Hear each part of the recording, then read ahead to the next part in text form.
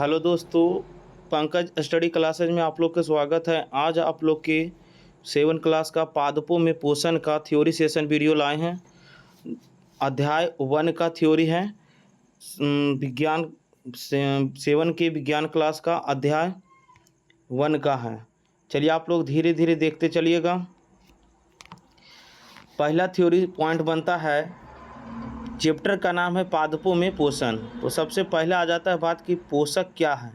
पोषक बोला जाए तो पोषक भोजन का प्रमुख कार्य स्वस्थ शरीर के विकास हेतु आवश्यक पोषक तत्व प्रदान करना है, जो शरीर के विकास एवं विभिन्न क्रियाओं के संचालन हेतु अति आवश्यक है, वो पोषक कहलाते हैं। भोजन देखिए, भोजन कई रासायनिक पदार्थों के सम्मिश्रण से बना होता है। वसा, प्रोटीन, विटामिन, कार्बोहाइड्रेट, खनिज लवण। आप इसमें जो जिस प्रकार का भोजन करेंगे उस तरह से आपको भोजन का रासायनिक पदार्थों का सम्मिश्रण मिलेगा। जैसे वसा, भोजन में वसा भी मिल सकता है, प्रोटीन भी, विटामिन भी, कार्बोहाइड्रेट भी, खनिज लवण भी। चलिए आप लोग का अगला पॉइंट आता है पोषण। पोषण क्या है? तो सजीवों द्वारा भोजन ग्रहण करने एवं इसके उपयोग की विधि को पोषण कहते हैं।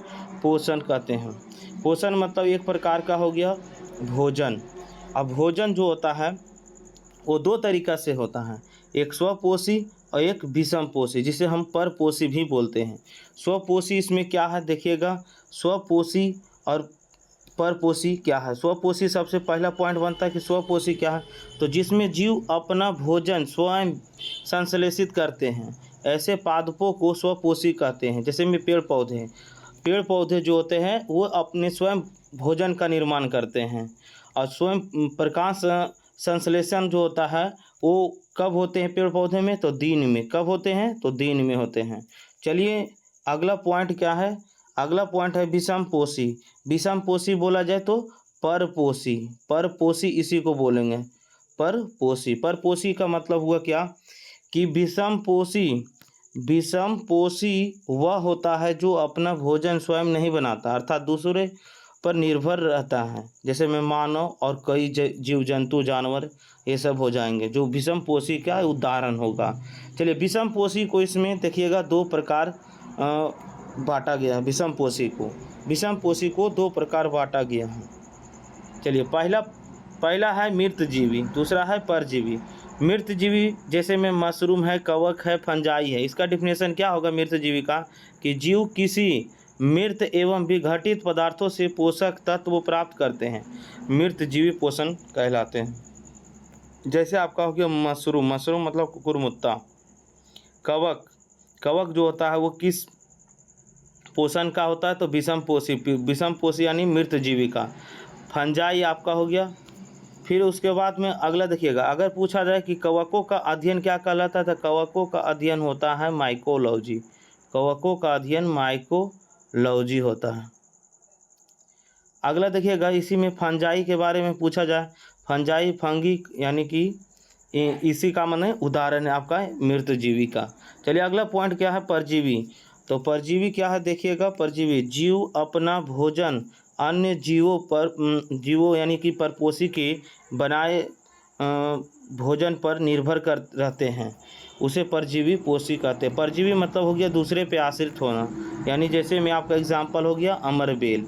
अगला पॉइंट है कीटभक्षी क्या है? तो ऐसे पादप भी हैं जो कीटों को पकड़ने तथा उन्हें पचा जाते हैं, ऐसे कीटभक्षी पादप कहलाते हैं। माने ऐसे पादप भी हैं जो कीटों को पकड़ते हैं तथा उन्हें पचा जाते हैं, ऐसे कीटभक्षी पादप कहलाते हैं। चलिए अगला पॉइंट क्या है? प्रकाश संश्लेषण। प्रकाश संश्लेषण क्या है? तो प्रकाश संश्लेषण जो होता है वो हरे पौधे अपना भोजन सूर्य के प्रकाश और क्लोरोफिल के उपस्थिति में स्वयं बनाते हैं। इस प्रक्रिया को प्रकाश संश्लेषण कहते हैं। प्रकाश संश्लेषण बताए थे क्या कब होता है? प्रकाश संश्लेषण जो होती है क्रिया वो दिन में होती है। प्रकाश संश्लेषण के समय जो होती है वो उस दौरान जो अभिक्रिया समीकरण जो होता है वो कार्बन डाइऑक्साइड जल जो है सूर्य प्रकाश की उपस्थिति के साथ जब क्लोरोफिल के साथ अभिक्रिया होगा हरे प्रकाश में हरे पौधे में, तो कार्बोहाइड्रेट और ऑक्सीजन का निर्माण होगा। चलिए अगला पॉइंट देखिएगा, इसी में आपका क्या है कि सभी जीवों के लिए सूर्य ऊर्जा का चरम स्रोत है। एक स्टार पॉइंट ऑब्जेक्टिव बन गया कि सभी जीवों के लिए सूर्य ऊर्जा का चरम स्रोत है।